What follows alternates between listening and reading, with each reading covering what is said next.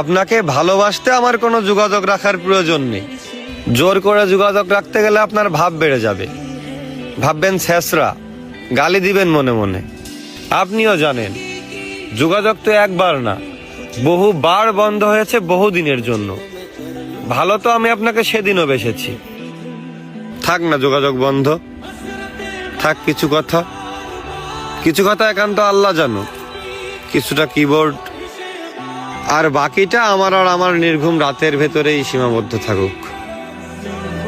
আসেন আফসোসটা বলি, এই জীবনের শেষ কুলে এহকালার দায়িত্ব ভুলে মনের জমিনে নবাবে চাদর বিছিয়ে ভিক্ষা চেয়েছিলাম তার আগমন, কিন্তু সে আমায় ভালোবাসেনি।